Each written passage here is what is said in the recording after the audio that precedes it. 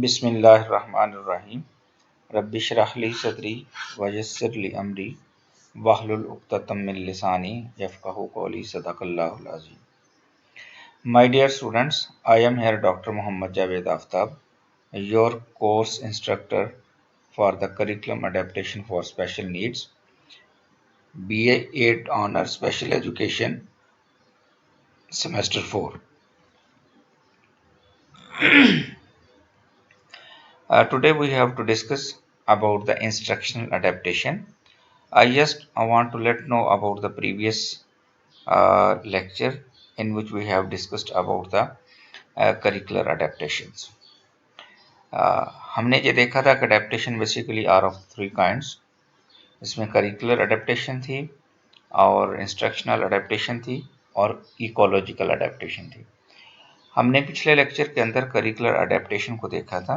आज हम instructional adaptation और इकोलॉजिकल अडेप्टेशन को देखेंगे इंशाल्लाह। बढ़ते हैं इंस्ट्रक्शनल अडेप्टेशन की तरफ। What is the instructional adaptation? Basically instructional adaptation is the setting where, when and with whom we have to modify the instructions. It is also included modifying the environment for the child that it is in, and also adapt how it is taught and how learning is demonstrated. अब हमने basically देखना यह है कि जो भी हम बच्चे को पढ़ाएंगे, एक चिल्ड्रन विद डिसेबिलिटी है या फिर एक डिसेबल चाइल्ड है, हम उसके लिए या हम ये कह सकते हैं कि चाइल्ड विद डाइवर्स नीड है, उसके लिए जो हमने पढ़ाने का तरीकाकार है, जो पेडागोजी है, how we have to change that, how we have to modify that, कि हम किस तरह से अपने इंस्ट्रक्शनल मेथड को, पेडागोजिकल स्किल्स को और way of the demonstration of the teaching को और उनके जो लर्निंग एक्सपीरियंस को हम दिखाने के लिए, पढ़ाने के लिए और लर्निंग एक्सपीरियंसेस को शेयर करने के लिए हम अपने मेथड के अंदर कैसे तब्दीली लाएंगे।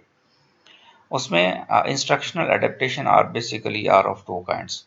पहली है इंस्ट्रक्शनल स्टिमुलस, जहाँ हम इसको कह सकते हैं इनपुट, कि हमने इंस्ट्रक्शनल स्टिमुलस का मतलब यह है कि हम पढ़ाएंगे कैसे, हम अपने पढ़ाने के मेथड में, तरीकाकार में तब्दीली किस तरह से लेके आएंगे।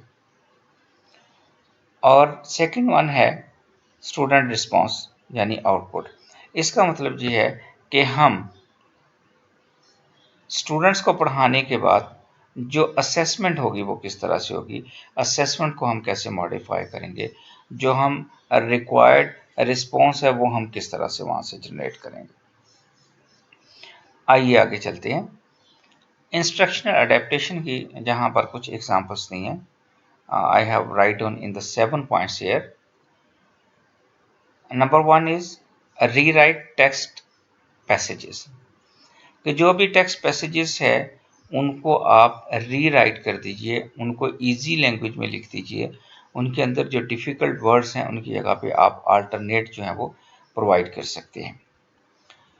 The second one is lecture in short interval with breaks in between.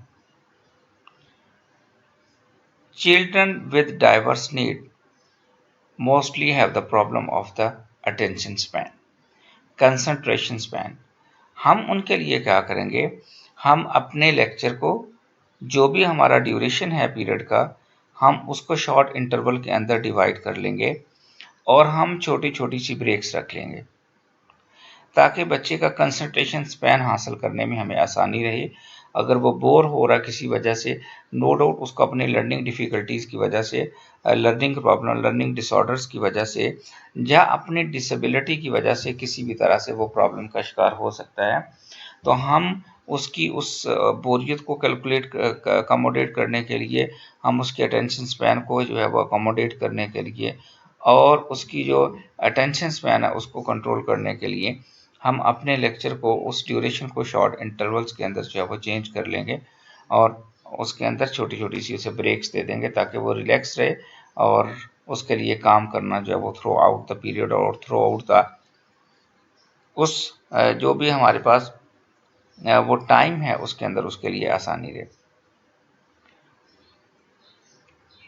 तीसरी बात जो हमारे पास है इसके अंदर कि reduce number of problems on a page, कि हमने क्या करना है कि एक पेज के ऊपर अगर आप मोस्टली एक पेज से मुराद है कि आपके पास एक सिंगल पेज जो है उसके ऊपर जितने भी आपने लेट से अगर आप जो है उसके अंदर 5 6 7 8 जो है वो प्रॉब्लम्स दे रहे हैं, हम उसको उसके नंबर ऑफ प्रॉब्लम्स के हम रिड्यूस कर देंगे, हम कम कर देंगे। हम 8 प्रॉब्लम्स की जगह पर 4 कर देंगे, 8 की जगह पर 5 कर सकते हैं। ठीक है, it's depends upon the child strength कि वो उसकी स्ट्रेंथ क्या है और हम उसको एट ए टाइम कितने प्रॉब्लम्स जो है वो दे सकते हैं। लाजमी नहीं है कि वो 5 ही देने हैं, जो कोई हार्ड एंड फास्ट क्राइटेरिया नहीं है।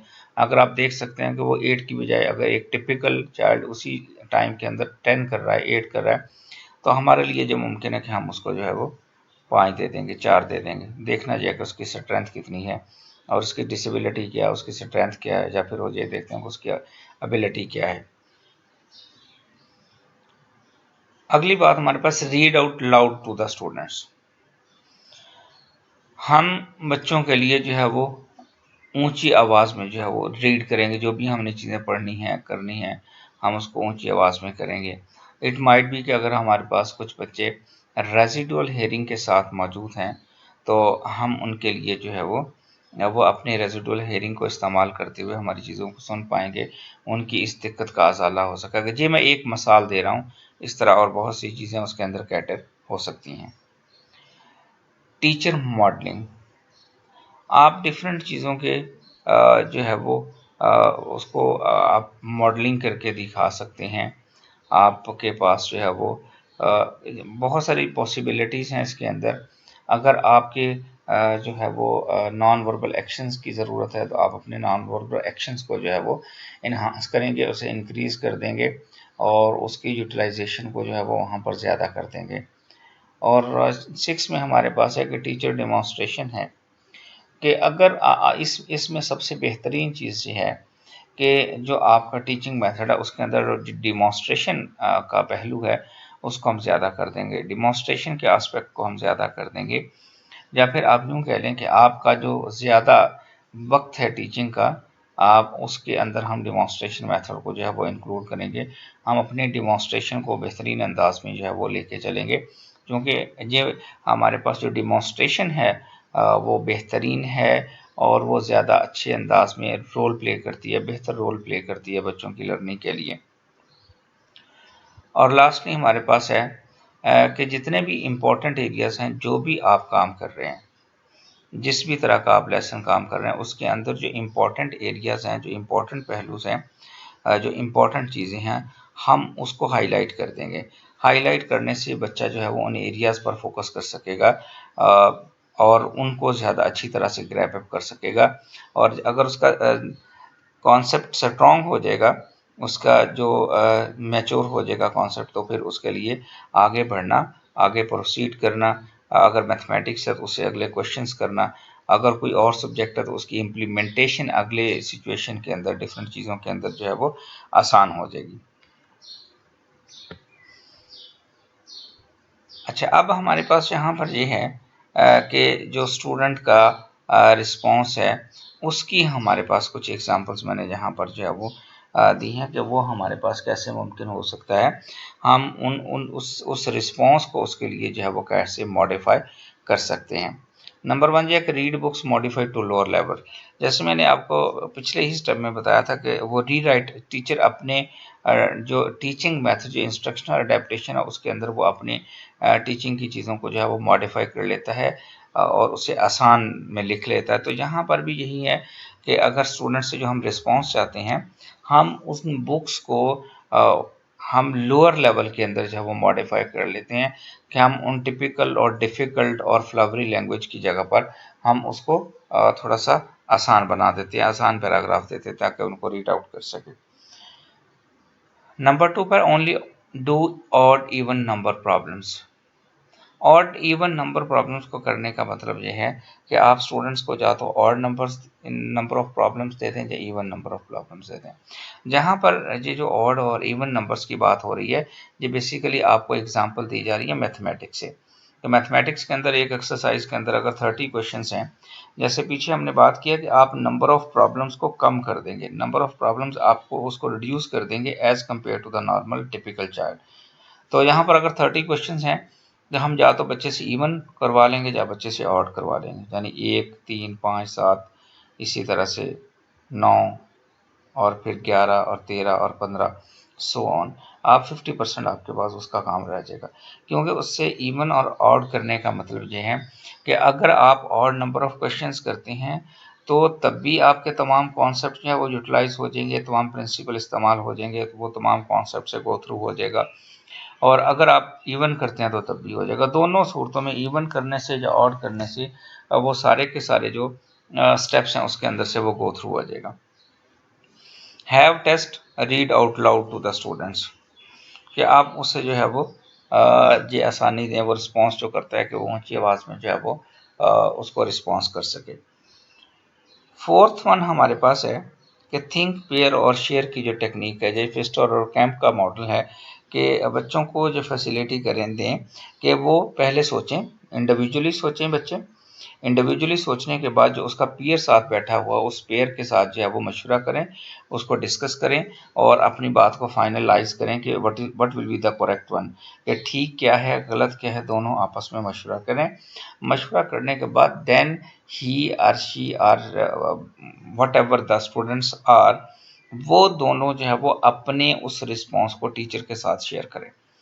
तो जहाँ पर आसानी जो है कि दोनों की कंसेंसस हो जाएगी, दोनों जो है वो अपनी लर्निंग को शेयर कर लेंगे और उस शेयरिंग उस उनकी जो अपनी डिस्कशन है, जो जिस चीज़ के ऊपर वो कंसेंसस कर रहे हैं उसको वो क्लास के साथ जो है वो शेयर कर लेंगे।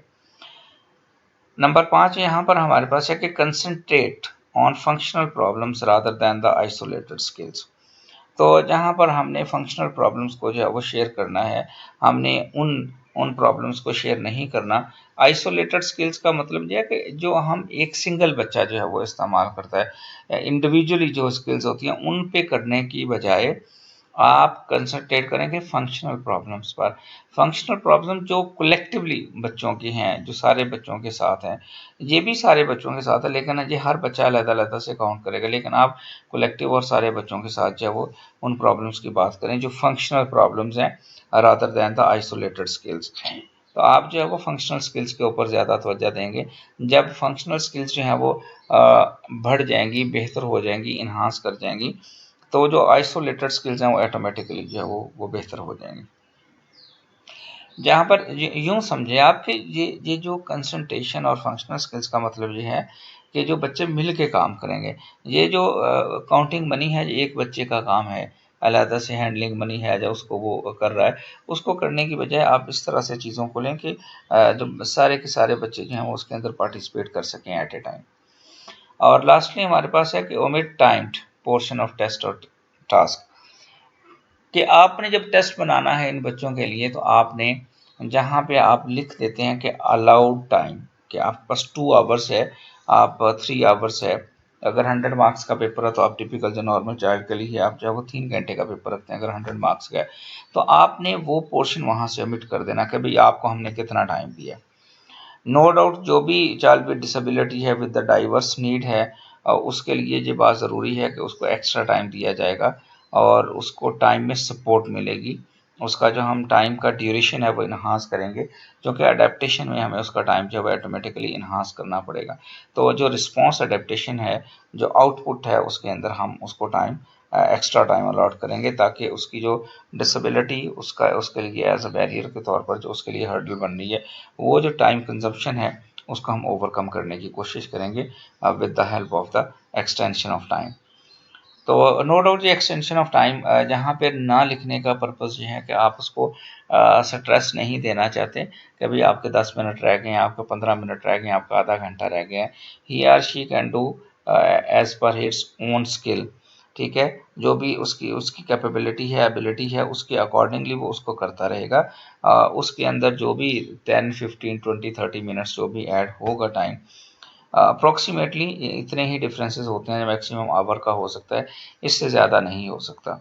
तो इसलिए हाँ, हम उसको उसकी एग्जाइटी से, उसके डिप्रेशन से निकालने के लिए हम जो एमिट कर देंगे, बट ऑटोमेटिकली इसका हरगिज़ मतलब ये नहीं है कि हाँ हम अनलिमिटेड टाइम उसे देंगे, कि हम जो है वो अगर सुबह से पेपर दे दिया तो हम शाम तक बिठाए रखेंगे, ऐसा नहीं है। हमने उसे नो डाउट इसके इसके लिए भी एक लिमिट जो है वो एक एक्सटेंडेड टाइम का मतलब भी है कि हमारे पास कितना हो सकता है, आधा घंटा हो सकता है, घंटा हो सकता है।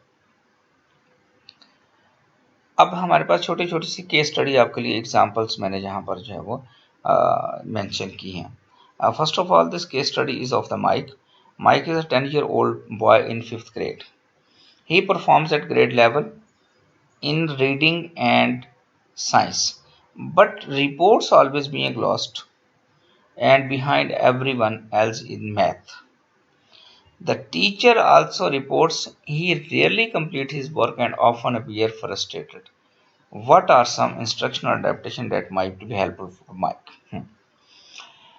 जी, इस बच्चे के लिए हम जो है वो कौन सी अडेप्टेशन जो है वो इस्तेमाल करेंगे? इंस्ट्रक्शनल अडेप्टेशन के अंदर कौन सी हमारे पास क्या अडेप्टेशन होंगी हमारे इंस्ट्रक्शंस के अंदर, जिनकी वजह से माइक का जो इशू है जो रिजॉल्व हो सके। जी, अब फर्स्ट ऑफ ऑल हमारे पास क्या है, हमने जो ऊपर आपके लिए जो प्रिंसिपल्स हमने लिखे हैं उसमें हमारे पास अडेप्टेशंस क्या है। First of all schedule breaks in class. Frustrated है, फ्रस्ट्रेशन को कम करने के लिए पहला काम ये है कि हम उसको उसको उसके लिए आसानी पैदा करें, उसको इजी करें, और उसकी जो उसको जो है वो एक रिलैक्स इन्वायरमेंट प्रोवाइड करें। तो और ताकि अगर हम ज़्यादा और उससे जो है वो कंटिन्यूसली वो काम करेगा तो उसकी जो जो उसकी फ्रस्ट्रेशन है वो इंक्रीज कर होगी, कम नहीं होगी। तो फर्स्ट ऑफ ऑल तो ये है कि हम उसके लिए कुछ स्केड्यूल ब्रेक रखेंगे उसकी क्लास के अंदर। दूसरी बात यह कि reduce the number of problems on a page. हमने कहा है कि हम या तो उसे इवन करने को कहेंगे या फिर ऑड करने को कहेंगे।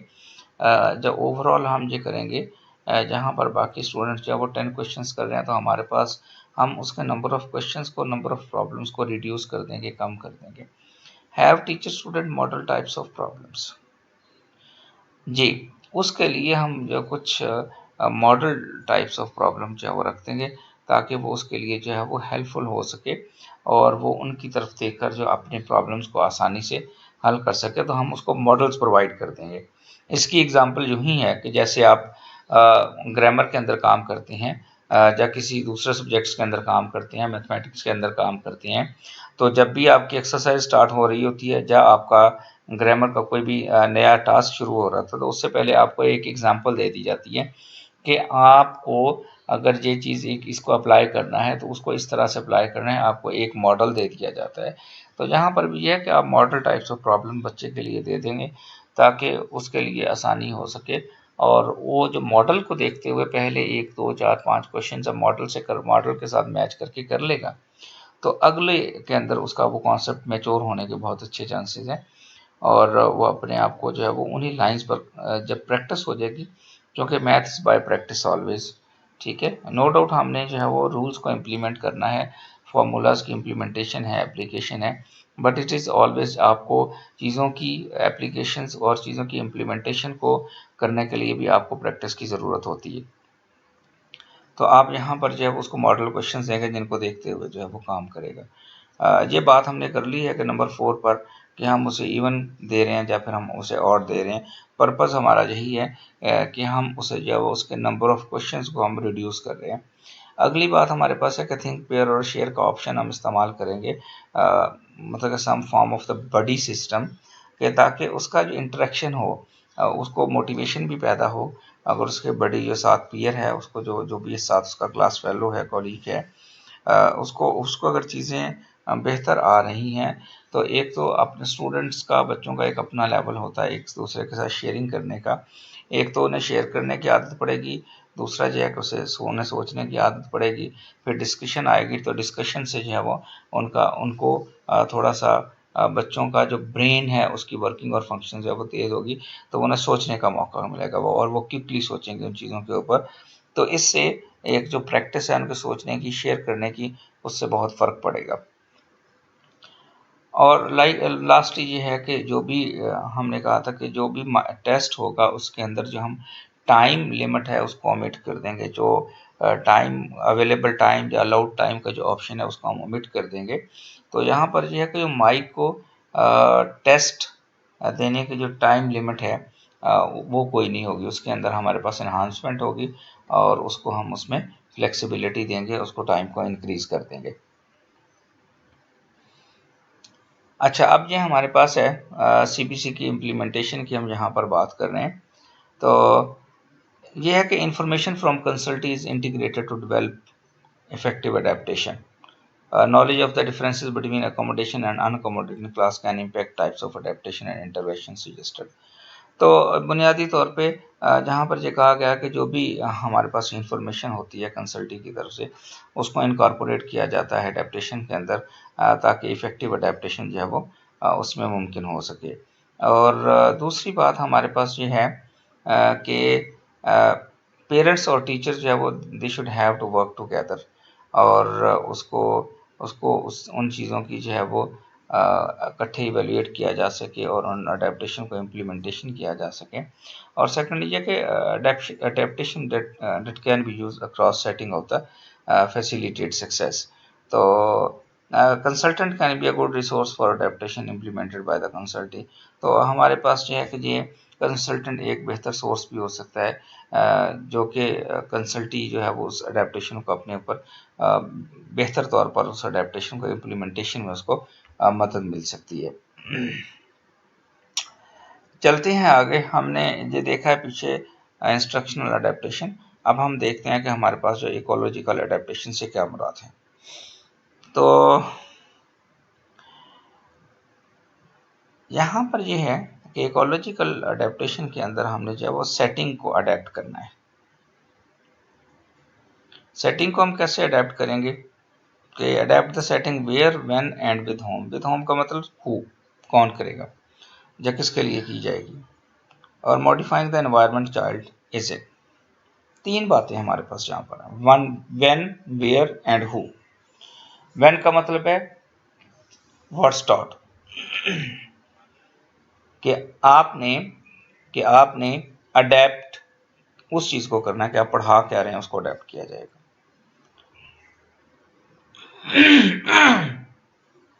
एंड द सेकंड इज कि how it is taught and how the learning will be demonstrated. आप अपने स्केड्यूल को जो है वो अडेप्ट करेंगे। तीसरी बात हमारे पास ये है adapt the setting where when and with whom, कि किसके लिए हम करेंगे। Adapt staffing grouping. चलते हैं आगे, इनकी तीनों की जो है वो तफसील देखते हैं। अच्छा, जहां पर सबसे पहले जो है हमने ये देखना ये है कि एज पर टीचर परसेप्शन हमारे पास किस तरह की जो है वो मोस्ट डिजायरेबल अडेप्टेशन जो है वो कौन सी। उसमें सबसे पहली बात है कि प्रोवाइड री इन्फोर्समेंट एंड इंकरेजमेंट। बच्चों को री इन्फोर्समेंट दी जाए, मोटिवेशन प्रोवाइड की जाए, उन्हें इनकरेज किया जाए। सेकेंडली हमारे पास है कि establish a personal relation with the main stream students, कि जो जितने भी बच्चे हैं उनको चाहिए कि उनके पर्सनल रिलेशंस हों मेन स्ट्रीम स्टूडेंट्स के साथ, ताकि उनके इंटरेक्शन से वो बहुत सारी चीज़ें जो है वो सीख सकते हैं और उनमें सीखने में मदद मिलनी चाहिए। Involve main stream students in the whole class activities. और दूसरा ये है कि इन बच्चों को जो मेन स्ट्रीम बच्चे जो हैं उनको जो है वो क्लास के अंदर बाकायदा एक्टिविटीज़ के अंदर जो है वो शामिल करना चाहिए। अगर उन्हें आइसोलेटेड रख कर आप काम करेंगे तो ये प्रॉब्लमेटिक होगा और अडेप्टेशन की जो असल स्पिरिट है वो भी हमारे पास मुमकिन नहीं हो सकेगी। एक तो यह है कि टीचर को उन बच्चों के साथ पर्सनल रिलेशनिंग होनी चाहिए, और दूसरा यह है कि उनको पूरी क्लास की एक्टिविटीज़ के अंदर जो है वो पार्टिसिपेट करवाना चाहिए और इन्हें इन्वॉल्व करना चाहिए। अच्छा, अब ये कि लीस्ट डिज़ायरेबल अडेप्टेशंस क्या हैं, वो तो हमारे पास था जो है वो मैक्सिमम, और मोस्ट डिज़ायर्ड जो है वो क्या है। बट लीस्ट डिज़ायर्ड क्या है। लीस्ट डिज़ायर्ड में जो है adapting long range plans. Long range plans की बजाय शॉर्ट रेंज करने में ज़्यादा बेहतरी है, क्योंकि बच्चे के अंदर जैसे जैसे ये पॉसिबिलिटी बहुत अच्छी है कि जैसे जैसे वो काम करेगा, इसके अंदर बहुत चांसेस हैं कि वो ग्रो भी करेगा, उसकी एबिलिटीज़ भी ग्रो करेंगी, और हो सकता है कि आपके पास जो है वो अडेप्टेशन की वो वाली चीज़ें जो है वो उसको ना करनी पड़े जो आज आप इस वक्त और उसके लिए कर रहे हैं। तो सेकेंड ये कि adjust physical arrangement of room, कि ये हमारे पास लीस्ट डिज़ायरेबल है कि आप जो है वो फिजिकल अरेंजमेंट जो है वो रूम की चेंज करें, but one of the thing is possible है कि अगर रेजिडुअल हेयरिंग के साथ एक बच्चा है तो आप उसको नो डाउट अपने फ्रंट पे बिठा लेंगे, या फिर हमारे पास रेजिडुअल विजन के साथ एक बच्चा मौजूद है तो आप उसको जो है वो क्लास में फ्रंट के बिठा लेंगे, ताकि उसे जो वाइट बोर्ड है, ब्लैक बोर्ड है, जो भी आप उस वक्त इस्तेमाल कर रहे हैं, इंटरेक्टिव बोर्ड इस्तेमाल कर रहे हैं, उसकी विजिबिलिटी और प्लस जो टीचर की अगर रेजिडुअल हेयरिंग के साथ है तो वो बच्चा जो है वो टीचर की बातों को बेहतर अंदाज से सुन सके। और प्लस ये है कि आप यकीनन इसके लिए अडेप्टेशन में उन्होंने उसके लिए अगर विजुअली इम्पेयर्ड है और वो रेजिडुअल विजन के साथ है तो उसके लिए हम क्या करेंगे, उसने ग्लासेस और मैग्नीफायर और इस तरह की बाकी चीज़ें जो है वो उसने की होंगी। बट द सिमिलरली ये दूसरी बात साथ ये है कि आप अगर हेयरिंग के साथ है तो हेयरिंग एड इस्तेमाल किया जा सकता है, लेकिन बट अगर हेयरिंग एड के साथ भी प्रॉब्लम है तो उस बच्चे को भी हम उसकी फिजिकल अरेंजमेंट जो है वो बेहतर कर सकते हैं, बच्चे को फ्रंट पे बिठा सकते हैं, या फिर वहाँ पर हम उससे उसकी सिटिंग अरेंजमेंट कर सकते हैं जहाँ पर टीचर का ज़्यादा वक्त गुजरता है। अडेप्ट रेगुलर मटेरियल को जो है वो अडेप्ट किया जाए, और उसके बाद हमारे पास ये कि अल्टरनेटिव मटेरियल इस्तेमाल किया जाए, और स्कोरिंग और जो ग्रेडिंग क्राइटेरिया है, ये स्कोरिंग और ग्रेडिंग क्राइटेरिया हमारा लीस्ट ऑप्शन है, आखिरी ऑप्शन है जिसको हम इस्तेमाल कर सकते हैं, बट बिफोर दैट हमें उन चीज़ों पे फोकस करना होगा जो मोस्ट डिज़ायरेबल अडेप्टेशन हैं।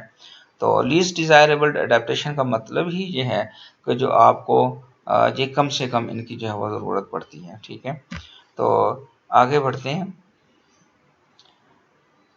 ये हमारे पास कि ये जो हम थोड़ा सा बात कर रहे हैं इसके ऊपर हमें क्या जैसे लीस्ट की हमने बात की है और मोस्ट डिज़ायरेबल की बात की है, कि the type of adaption deemed most desirable by teacher relate to the social motivation और adjustment of the main stream students, कि सोशल और इमोशनल एडजस्टमेंट जो है वो बच्चों की जो है वो उसके अंदर की जा सके। और जो हमारे पास लीस्ट डिज़ायरेबल है, लीस्ट डिज़ायरेबल चेंजेस के अंदर जो है वो करिकुलम प्लानिंग है और इवैल्यूएशंस प्रोसीजर हैं, कि हम अपने करिकुलम को प्लान करते वक्त और अपने इन एवैल्यूएशन प्रोसीजर्स को करते वक्त हम क्या करेंगे। तीसरी बात हमारे पास ये है कि however it is important to note that even for the least desired adaptation the mean rate was 5.54 when जब ये उसकी बात की जा रही है कि जब टीचर से हमने डेटा लिया, उसकी ये एक स्टडी है बेसिकली जो शाम और वैन ने जो है वो 1991 के अंदर की है, उसके अंदर ये है कि उन्होंने जो उनके अकॉर्डिंगली ये जो लीस्ट का और हम जो है वो मोस्ट डिज़ायरेबल की बात कर रहे हैं, जो उन्होंने मोस्ट डिज़ायरेबल की बात की या लीस्ट डिज़ायरेबल की बात की, तो उसके अंदर बेसिकली टीचर की परसेप्शन जो है वो जानी गई थी। तो उस स्टडी के अकॉर्डिंगली यहाँ पर उसको रेफरेंस के तौर पर आपके लिए पेश किया जा रहा है रिसर्च को। बट ये भी है कि जो लीस्ट डिज़ायरेबल अडेप्टेशन है उसका मीन भी 5.54 है। तो इसका ये मतलब है कि लीस्ट जो डिज़ायर्ड अडेप्टेशन है उसका मतलब ये नहीं है कि वो आपने करनी ही नहीं है, या आपके लिए वो लीस्ट इम्पॉर्टेंट है, ऐसा नहीं है। बेसिकली ये कंपैरिजन था कि जो हायर लेवल पे जिनको जिनको ज़्यादा रिस्पांस किया गया था वो क्या थी और जिनको कम रिस्पांस किया गया था, बट वो जो कम रिस्पांस है वो भी 5.54 मीन के साथ है, तो इसलिए वो भी हमारे लिए बहुत इंपॉर्टेंट है। अब नेक्स्ट हमारे पास ये है कि हमारा अकोमोडेटिंग और अनअकोमोडेटिंग से यहाँ पर डिफरेंसेस हमने देखना है क्लासरूम का, कि climate of warmth and inclusiveness है, और सेकेंडली हमारे पास जो अनअकोमोडेटिंग है जहाँ पर rely heavily on text book based curriculum. Inclusiveness है, पहली बात यह है कि जो अकोमोडेटिंग के हमारे पास है कि हम एक वार्म वेलकमिंग और इंक्लूसिवनेस का जो है वो इन्वायरमेंट है, लेकिन अनअकोमोडेटिंग ये के अंदर ये कि टेक्स्ट बुक्स और दूसरी चीज़ों के ऊपर जो अवेलेबल करिकुलम है उसके ऊपर जो वो बहुत ज़्यादा फोकस किया गया है। और अकोमोडेटिंग में सेकंड प्रैक्टिस हमारे पास है कि instructional practice emphasis meaning active learning and interaction. जी बिल्कुल, अकोमोडेटिंग में हमारे पास है कि हम बच्चों को क्लास एक्टिविटीज़ के अंदर जो है वो शामिल करते हैं, उनका जो लर्निंग एक्टिव लर्निंग के ऊपर जो है वो हम एम्फेसाइज करते हैं और इंटरेक्शन को बढ़ाते हैं। और जहाँ पर दूसरी तरफ ये है कि लार्ज ग्रुप लिटरेचर है, अनअकोमोडेशन में बहुत ज़्यादा हम उसे मटेरियल हमारे पास देने के लिए है, और यूनिफॉर्म सीट वर्क है, उसके अंदर अकोमोडेशंस नहीं है, लेस नंबर ऑफ, हम उसके अंदर रिड्यूस नहीं कर रहे हैं उनके टास्क को और बाकी चीज़ों को और एक्सरसाइजेज को। तो यूनिफॉर्म सीट वर्क हम दे रहे हैं कि सबका एक जैसा ही हमारे पास काम है। अब आपको ये बात याद रखनी है कि जो हमारे पास अकोमोडेशंस हैं वो बेसिकली उनके 3 लेवल्स हैं।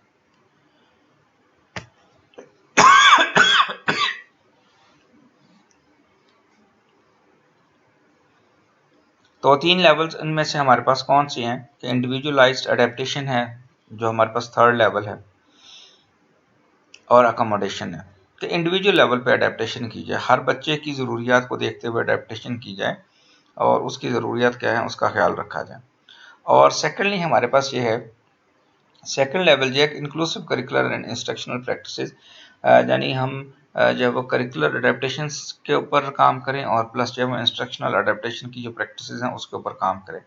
और फर्स्ट हमारे पास जो पहला लेवल है उसके अंदर यह है कि हम ओवरऑल इंक्लूसिव स्कूल के अंदर जो है वो इंक्लूसिव कल्चर जो है वो प्रोवाइड किया जाए जिसमें सारे बच्चे जो हैं वो एक ही तरह से लर्न कर सकें। और जो मेन स्ट्रीम जो हमारे पास चिल्ड्रन विद डिसेबिलिटीज़ और लर्निंग डिफ़िकल्टीज़ और लर्निंग डिसऑर्डर्स के साथ हैं वो भी उनके साथ उसी तरह से जो है वो लर्न कर सकें, इंटरेक्शन से लर्न कर सकें और क्लास की एक्टिविटीज़ के अंदर जो है वो पार्टिसिपेट कर सकें।